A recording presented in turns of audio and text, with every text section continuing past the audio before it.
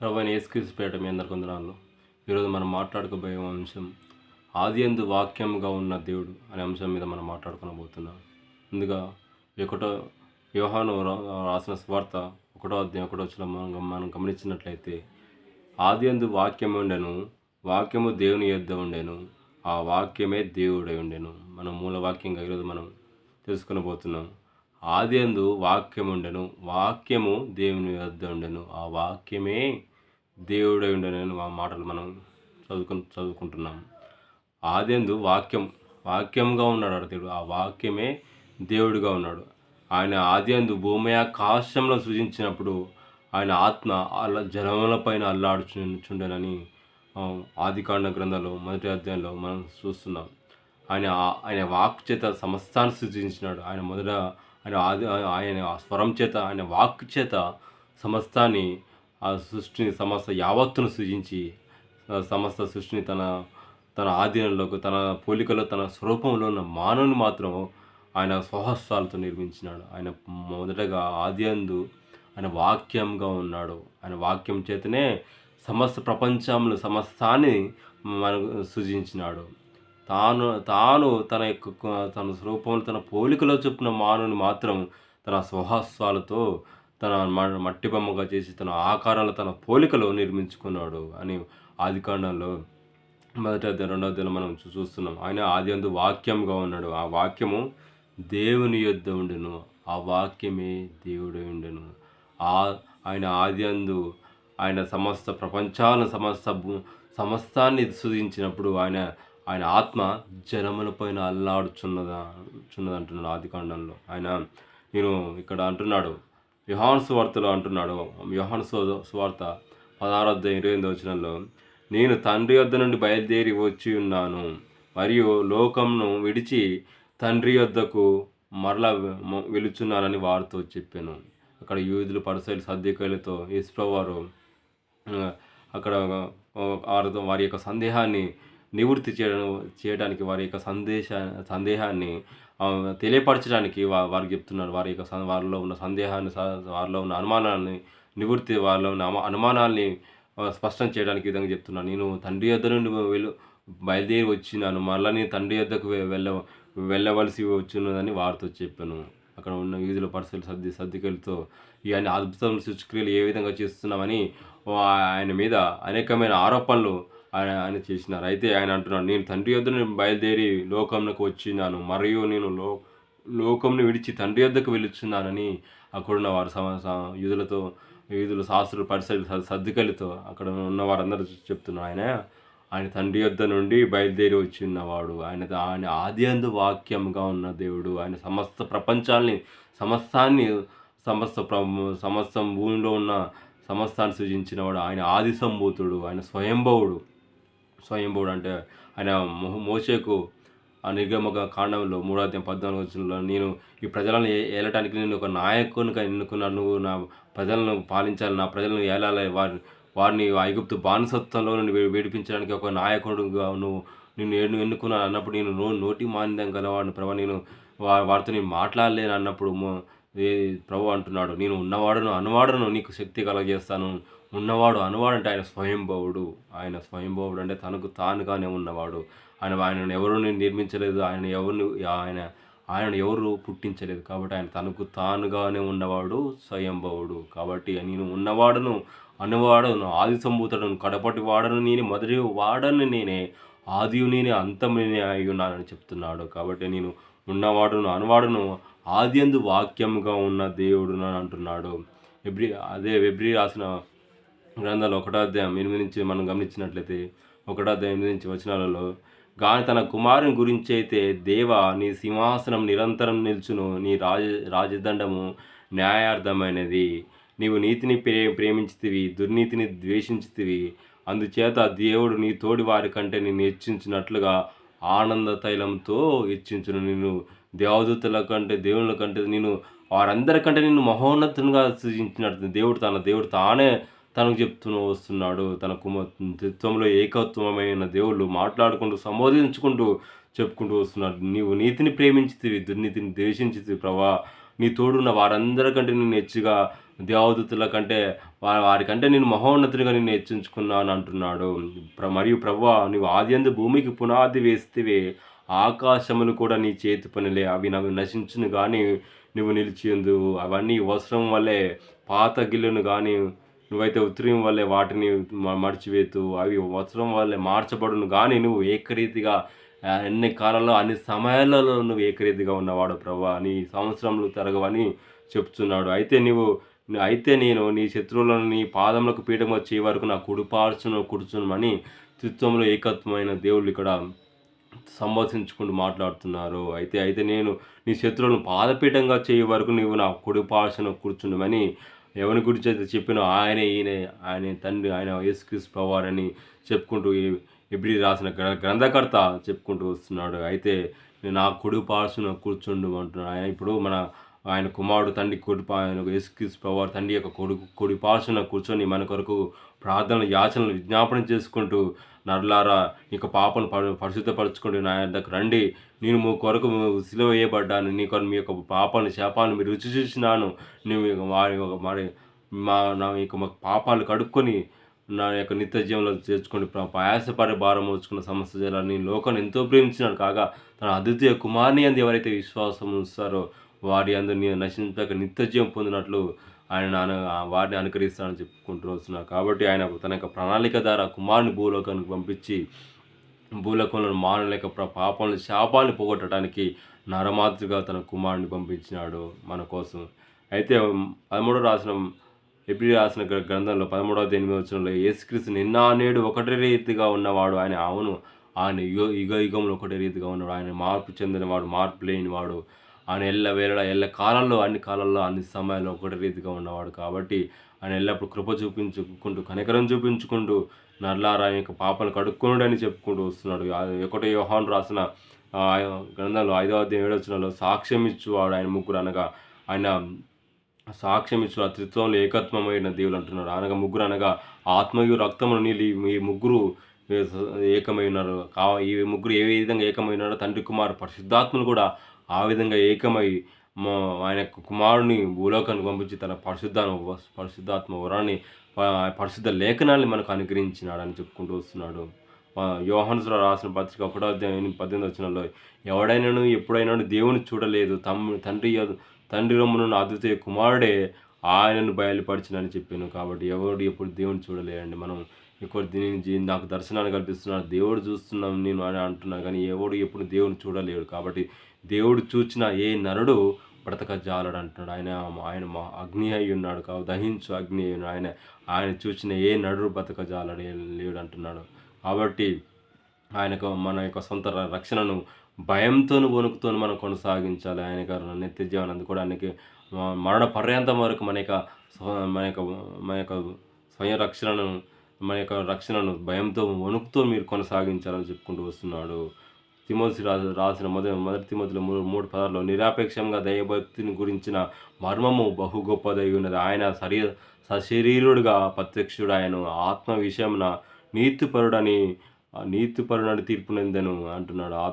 దేవదూతలకు కనపడను, రక్షకుడని జనులలో ప్రకటింపబడను, లోకమందు నమ్మబడను. ఆయన ఆరోహణుడై తేజమయుడు ఆయను అంటున్నాడు. ఆయన నిక్షేపంగా దైవభక్షను గురించిన గొప్ప మర్మమైనది. కాబట్టి ఆయన ఆరోహణమై కాబట్టి ఆయన సమాధి మరణాన్ని గురించి అందరికీ తేటతెల్లని చేసినాడని చెప్పుకుంటూ వస్తున్నాడు. తీతు రాసిన 2వ గ్రంథంలో 13 ఆయన మహాగణుడు, మహారక్షకుడును, యేసుక్రీస్తు మహిమ యొక్క ప్రత్యక్షత కొరకు ఎదురు చూస్తూ ఈ లోకంలో స్వస్థ బుద్ధితోనూ నీతితోను బ్రతుకుతుండవలను. మా యొక్క సొంత రక్షణను కొనసాగించుకుంటూ ఈ లోకంలో నీతితోను భక్తితోనూ మన యొక్క సొంత రక్షణను భయంతోను వణుకుతోను కొనసాగించాలని చెప్పుకుంటూ వస్తున్నాడు. ఆయన యొక్క మర్మం బహు గొప్పదై ఉన్నది. ఆయన అంటున్నాడు యెషయా గ్రంథం ఏలయనగా మనకు కుమారుడు పుట్టెను. యెషయా గ్రంథం 9:6 ఏలయనగా మనకు కుమారుడు పుట్టెను, మనకు శిశువు పుట్టెను, మనకు కుమారుడు అనుగ్రహించబడెను, ఆయన భుజముల మీద రాజ్యభారముడెను. ఆయన ఆశ్చర్యకరుడు, ఆలోచనకర్త, బలవంతుడు అయిన దేవుడు, నిత్యుడగు తండ్రి, సమాధానకర్త అధిపతి అని అతనికి పేరు పెట్టబడును అని అంటున్నాడు. ఆయన గురించిన మర్మం, ఆయన గురించిన ప్రవచనాలు 400 సంవత్సరాల పూర్వమే కొత్త నిబంధన రాయబడక పూర్వం ఆయన గురించిన ప్రవచనాలు చెప్పబడ్డాయని మనకు తెలియవస్తున్నది. కాబట్టి ఆయన గురించిన ఆయన సాక్ష్యం బహు గొప్పదై ఉన్నది. ఒక ప్రకటన గ్రంథం 21:6 మరియు ఆయన నాతో ఇట్లా అనెను, సమాప్తమైనవి. నేనే అల్ఫయు, నేనే ఒమేగో, నేనే ఆదియు, నేనే అంతము నేనే అంటున్నాడు. తప్పికొను వానికి జీవజల ముగ్గులోని జలములను నేను ఉచితంగా వానికి అనుగ్రహింతును. నా యొక్క జీవ ఫలాన్ని జీవ గ్ర జీవ జీవ మరణంలోని ఆయన యొక్క జీవాన్ని, నిత్య జీవాన్ని వారికి అనుగ్రహిస్తాను అంటున్నాడు. దప్పిగోనుల వారు నా యొద్దకు దాహం తీర్చుకోండి అంటున్నాడు. కాబట్టి నేను ఆది నేనే, అంతం నేనే, సర్వకాలాల్లో సర్వయుగాలలో నేనే దేవుడనై ఉన్నాను అంటున్నాడు. సామెతల గ్రంథంలో అంటున్నాడు ఆయన. సామెతల గ్రంథం ఈ విధంగా దేవుడు ఏ విధంగా మన సుసారమని మనం ఏ విధంగా ఏర్పాటు చేసుకొని మనకు ఏ విధంగా తన యొక్క దీవెనల ఆశీర్వాదాలు కుమ్మరించినాడు ఇక్కడ చెప్తున్నాడు.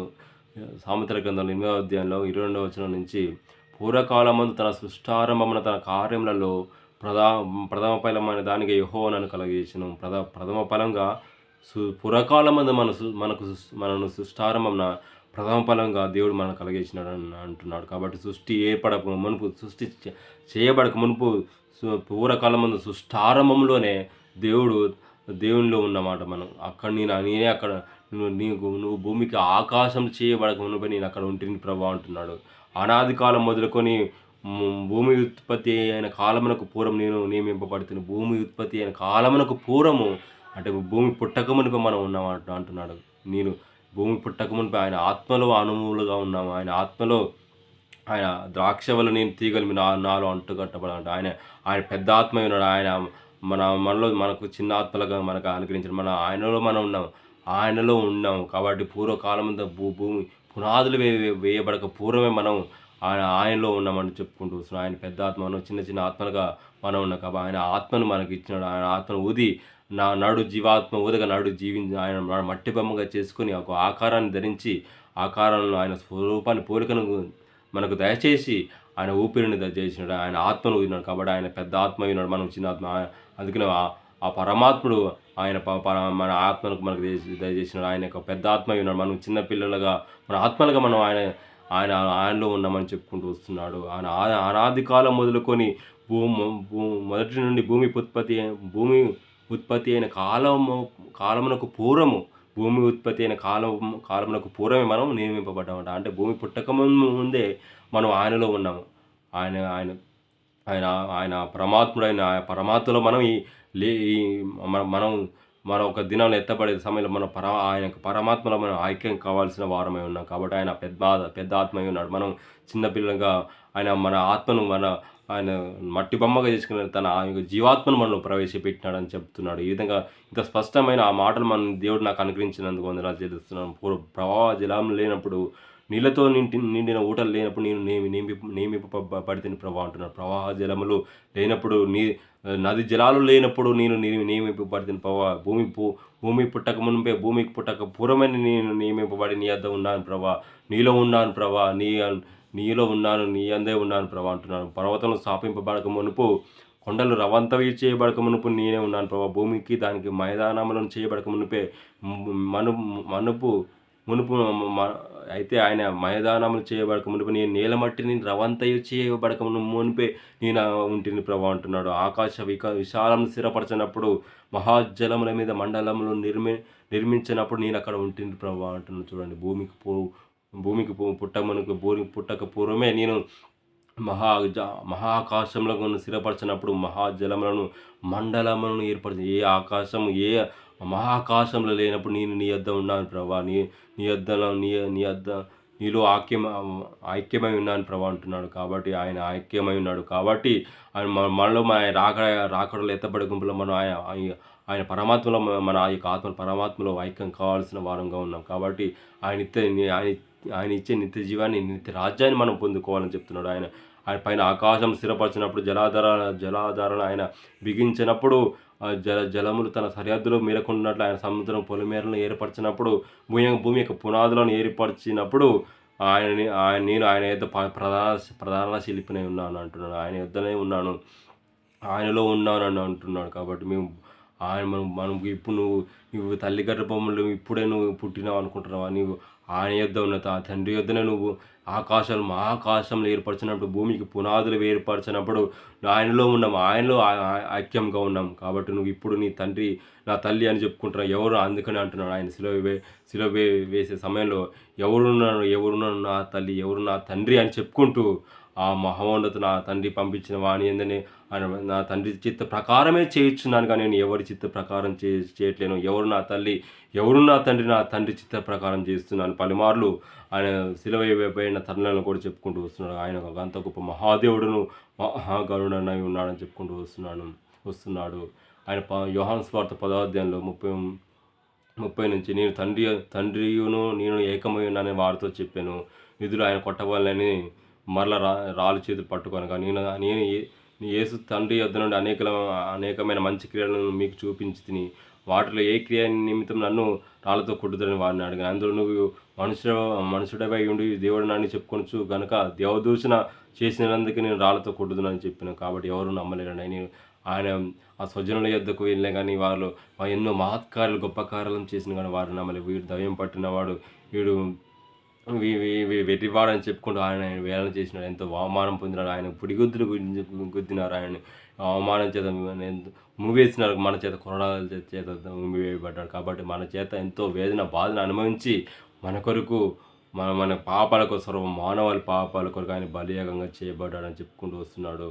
ఫిలిప్పీ రాసిన పత్రిక 2వ అధ్యాయం 6వ ఆయన దేవుని స్వరూపం గలవాడై ఉండి దేవునితో సమానంగా ఉండుట విడిచిపెట్టకూడని భాగ్యమని ఎంచుకోలేదు, కానీ ఆయన మనుషుల పోలికగా పుట్టి దాసుని స్వరూపం ధరించుకొని తను తాను రిక్తునిగా చేసుకున్నాడు, తను తాను తగ్గించుకున్నాడని చెప్పబడుతుంది. ఆయన దాసుని స్వరూపం ఆయన అందరి చేత అవమానాలు, నిందలు, పిడిగుద్దులు తిన్నాడు, ఉమివేయబడ్డాడు. కాబట్టి ఎంతో ఘోర అవమానాలు పొంది మన కొరకు బలిగా యాగంగా చేయబడి ఇప్పుడు తండ్రి కుడిపార్శ్వన కూర్చొని మన కొరకు మనకు న్యాయాలు తీర్చేవాడుగా న్యాయపీఠం ఎదుట ఆయన తండ్రి కుడిపార్శ్వన కూర్చొని మనకు ఆయన ఒకరోజు ఆయన తండ్రి కుడి పార్శ్వంలో మనం కూడా ఆయన లెక్క చెప్పవలసిన వారంగా ఉన్నాము అని మనం యాద్ చేస్తున్నాము. కాబట్టి ఆయన ఆదియందు దేవుని యొద్ద ఉండను సమస్తం ఆయన మూలంగా కలిగి ఉన్నది ఏది ఆయన లేకుండా కలిగలేదు. తండ్రి కుమారు పరిశుద్ధాత్మలు ఆయన లేకుండా కలగలేదని చెప్పుకుంటూ వస్తున్నారు. ప్రకటన గ్రంథం నేనే అల్పగినే ఓమేగనే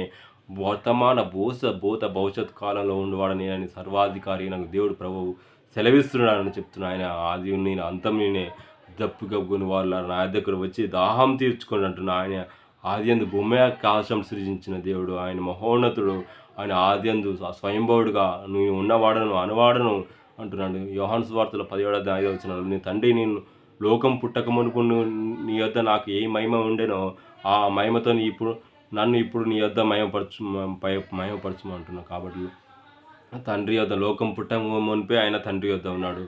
ఆయన అబ్రాహాము పుట్టక మునిపే లోకం పుట్టక మునిపే ఆయన తండ్రి యొద్ద తండ్రి కుమారు పరిశుద్ధాత్మలు ఏకమై ఉన్నారనే మర్మను చెప్పుకుంటూ యోహాను సువార్తలో అనేకమైన మర్మాలు వారికి చెప్పుకుంటూ వారి యొక్క మాటల్ని వారి యొక్క అనుమానాలు నివృత్తి చేసినట్టుగా మనం చూస్తున్నాం.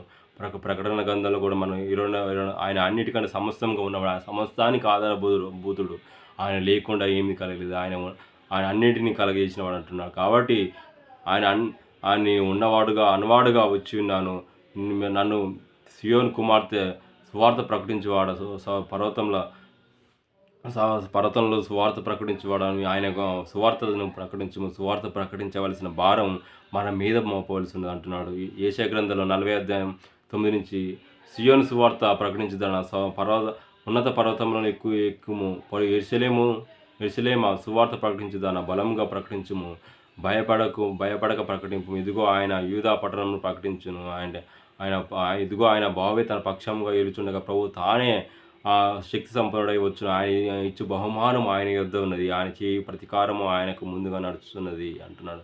ఆయన ఒక దినం మన ప్రతీకారం చేయబోతున్నాడు. ఆయన ఎత్తబడే గుంపులు ఆయన రాకడ సమయంలో మన అందరికీ ప్రతీకారం చేయబోతున్నాడు. ఆయన చేత ఆయన కళ్ళంలో ఆయన తన కళ్ళంను బాగా శుభ్రం చేసి ఆయన తన కళ్ళ గురువులను గోధుమలు ఏర్పరిచినట్టుగా మంచివారిని చెడ్డవారిని ఏర్పరుస్తాడు.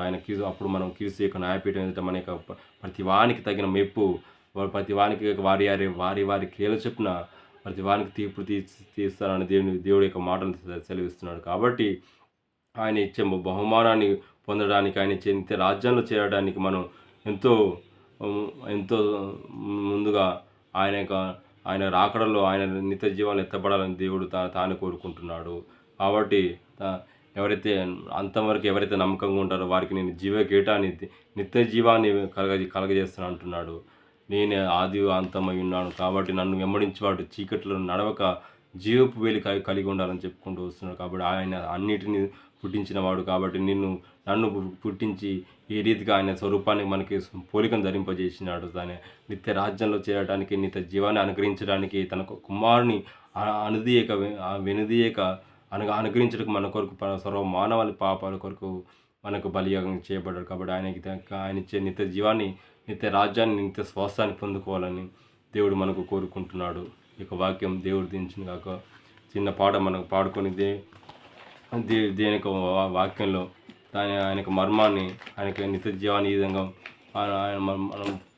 మనం పొంది ఈ విధంగా దేవుని యొక్క సాక్ష్యాన్ని గురించి మనం ఆయన యొక్క మర్మాన్ని గురించి, ఆయన యొక్క రాకడ గురించి ఒక గీతాన్ని మనం పాడుకొనబోతున్నాం. రాకడ సమయంలో కడబూర శబ్దంతో యేసును చేరుకునే విశ్వాసం నీకుందా? రాకడ సమయంలో కడబూర శబ్దంతో యేసును చేరుకునే సహవాసం నీకుందా? రావయ్యా యేసయ్యా వేగమే రావయ్యా, రావయ్యా యేసునాథా వేగమే రావయ్యా, రావయ్యా యేసయ్యా వేగమే రావయ్యా, రావయ్యా యేసునాథా వేగమే రావయ్యా. రాకడ సమయంలో కడబూర శబ్దంతో యేసును చేరుకునే విశ్వాసం నీకుందా? యేసయ్యా రాకడ సమయంలో ఎదురేగే రక్షణ నీకుందా? యేసయ్యా రాకడ సమయంలో ఎదురేగే రక్షణ నీకుందా? లోకాశలపై విజయం నీకుందా? లోకాశలపై విజయం నీకుందా? రావయ్యా యేసయ్యా వేగమే రావయ్యా, రావయ్యా యేసునాథా వేగమే రావయ్యా. అన్నిటికన్నా మిన్నగా ఏకాంత ప్రార్థన నీకుందా? అన్నిటికన్నా మిన్నగా ఏకాంత ప్రార్థన నీకుందా? ఎల్లా వేళలలో సహవాసం నీకుందా? ఎల్లా వేళలలో ఆ సహవాసం నీకుందా? రావయ్యా యేసయ్యా వేగమే రావయ్యా, రావయ్యా యేసునాథా వేగమే రావయ్యా.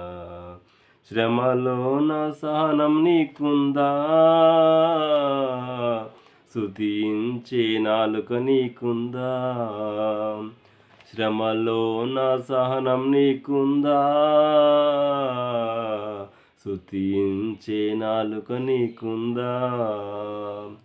ఆత్మల కొరకైనా భారం నీకుందా? ఆత్మల కొరకైనా భారం నీకుందా? రావయ్యా యేసయ్యా వేగమే రావయ్యా, రావయ్యా యేసునాథా వేగమే రావయ్యా. ఇక వాక్యం, ఇక కీర్తన దేవుడు దీవించి ఆశీర్వదించును గాక. అదే ఇప్పుడు మేము ఇక్కడ నాతో వింటున్న మీకు సకల పరిశుద్ధులకు దేవుని యొక్క ఆత్మ మీకు తోడు ఉండి నడిపించును గాక. ఆమేన్.